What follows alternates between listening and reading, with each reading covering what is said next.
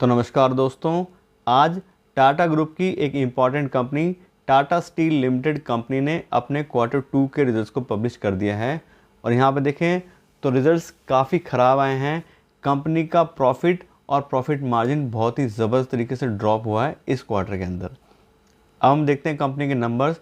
तो सबसे पहले चेक करते हैं कंपनी का रिवेन्यू। तो इस क्वार्टर में कंपनी के रिवेन्यूज़ आए हैं 59,878 करोड़ रुपीज़, जबकि पिछले क्वार्टर में 63,430 करोड़ थे। और पिछले साल के सितंबर 2021 क्वार्टर में कंपनी का रेवेन्यू 60,387 करोड़ थे। यहाँ पे देखें तो क्वार्टर क्वार्टर बेस पे कंपनी के रेवेन्यू 6% से कम हुए हैं और ईयर ऑन ईयर बेस पे कंपनी के रेवेन्यूज़ 1% से कम हुए हैं।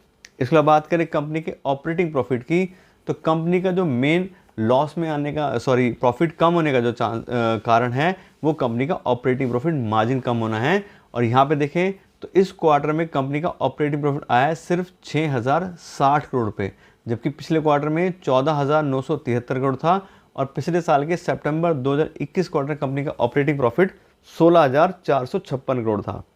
यहाँ पे देखें तो क्वार्टर क्वार्टर बेस पे कंपनी का जो ऑपरेटिंग प्रॉफिट है वो 60% से कम हुआ है और ईयर ऑन ईयर बेसिस पे भी ये 63% से कम हुआ है। और कंपनी का जो ऑपरेटिंग प्रॉफिट कम होने का मेन रीज़न है वो है कंपनी का ऑपरेटिंग प्रॉफिट मार्जिन कम होना।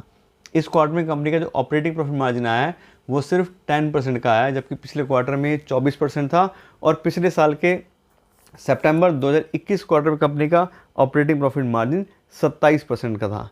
यानी कि देखें तो 14% की गिरावट क्वार्टर क्वार्टर बेस पे और 17% की गिरावट ईयर ऑन ईयर बेस पे। तो कंपनी का जो ऑपरेटिंग प्रॉफिट है वो आधे से भी कम हो गया, यानी कि 24 का आधा भी लगाया तो 12% हुआ। तो 12% से भी नीचे 10% पे आ गया कंपनी का ऑपरेटिंग प्रॉफिट मार्जिन।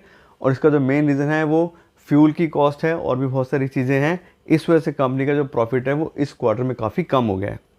इसके बाद करें कंपनी के नेट प्रॉफिट की, तो इस क्वार्टर में इस कंपनी का जो नेट प्रॉफिट आया वो सिर्फ 1297 करोड़ रुपए है, जबकि पिछले क्वार्टर में लगभग सेम से रेवेन्यू थे तो 7,714 करोड़ था। और पिछले साल के सितंबर 2021 क्वार्टर में भी 60,000 के आसपास ही कंपनी के रेवेन्यू थे, 60,000 करोड़ के, और उसमें कंपनी का नेट प्रॉफिट 12,548 करोड़ था। यहाँ पर देखें तो क्वार्टर क्वार्टर बेस पे कंपनी का नेट प्रॉफिट 83% से कम हुआ है और ईयर ऑन ईयर बेस पे देखें तो ये भी 90% से यहाँ पे कम हो गया है कंपनी का नेट प्रॉफिट। तो बहुत ही ज़बरदस्त गिरावट इस क्वार्टर में कंपनी के नेट प्रॉफिट में आई है। इसके बाद बात करें कंपनी के अर्निंग पर शेयर की, तो इस क्वार्टर में कंपनी की अर्निंग पर शेयर आई सिर्फ ₹1.24, जबकि पिछले क्वार्टर में ₹6.36 थी। और पिछले साल के सितंबर 2021 क्वार्टर में कंपनी का अर्निंग पर शेयर ₹9.91 था। यहाँ पे देखें तो यहाँ भी सेम नेट प्रॉफिट है। क्वार्टर क्वार्टर बेस पे कंपनी की अर्निंग पर शेयर 81% से कम हुई है और ईयर ऑन ईयर बेस पे कंपनी की अर्निंग पर शेयर 87% से कम हुई है। तो कुल मिला के देखें तो इस क्वार्टर में कंपनी के रेवेन्यूज़ भी कम हुए हैं और कंपनी का नेट प्रॉफिट तो बहुत ही बुरी तरह से यहाँ पे गिरा है। इसके अलावा हम बात करें कंपनी के शेयर प्राइस की, तो आज की डेट में कंपनी का शेयर प्राइस चल रहा है ₹102 पर शेयर और कंपनी का प्राइस बाय अर्निंग रेशो आ रहा है 4 का। यानी कि कंपनी अभी भी पैसा तो काफ़ी अच्छा कमा रही है, लेकिन कंपनी का प्राइस उस हिसाब से देखें तो कंपनी एक अंडर वैल्यूड कंपनी है।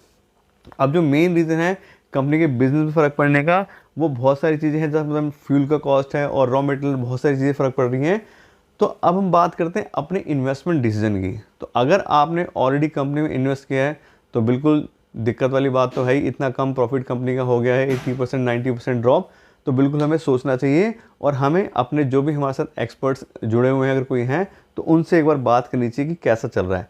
दूसरा, कंपनी अच्छी है, कंपनी का पुराना ट्रैक रिकॉर्ड भी अच्छा है, तो आने वाले टाइम में कंपनी इस चीज़ों को रिकवर भी कर सकती है। उसको भी हमें ध्यान में रखना चाहिए कि ऐसा नहीं है कि कंपनी का प्रॉफिट कम हो गया है तो हमें सारे शेयर्स बेच देने हैं, सारा पैसा निकाल लेना है।